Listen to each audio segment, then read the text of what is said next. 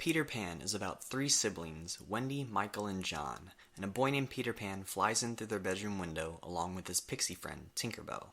He takes them with him to Neverland, a place where you don't have to grow up. They have adventures with the Lost Boys and Indians and pirates, namely Captain Hook and his sidekick, Mr. Smee. Now let's start this off by talking about the cast. Quite a few of them were also in Alice in Wonderland. Catherine Beaumont, who plays Wendy, brings the same kind of elegance that she brought to the role of Alice, while this time also bringing a maternal quality. Peter Pan wants her to tell stories to him and the Lost Boys and essentially be a mother to them. Wendy's mother, voiced by Heather Angel, played Alice's sister in Alice in Wonderland, and Bill Thompson, who voices Smee, was the voice of the White Rabbit. And you also have the same team of directors here that not only worked on Alice in Wonderland, but also Cinderella. Hans Conried, in a dual role, plays both Wendy's father and Captain Hook.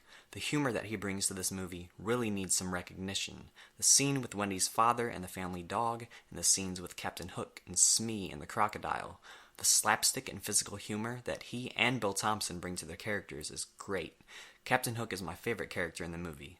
Hans plays Hook as more of a scaredy cat and a bumbling idiot at times rather than a credible villain. But I think that's what makes him interesting, and yet he still manages to be frightening, and this is largely due to his voice acting performance. Even his mustache has character. Tinker Bell, much like Dumbo, doesn't speak, but unlike Dumbo, Tinker Bell isn't that likable of a character, and to a lesser extent, neither is Peter Pan.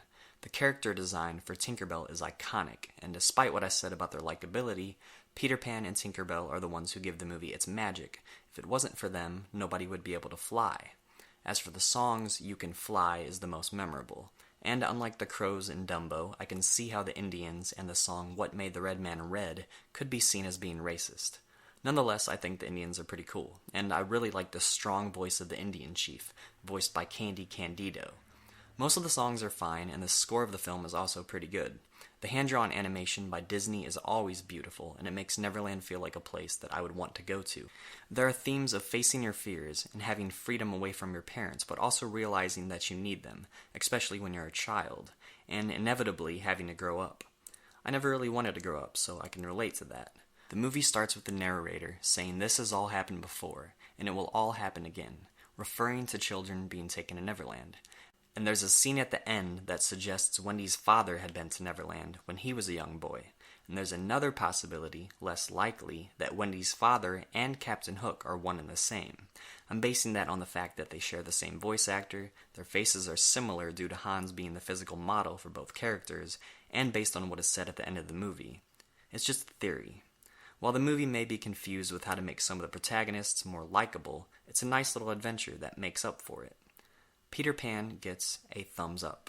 If you liked my review, leave a comment below, subscribe, and stay tuned for more rad reviews.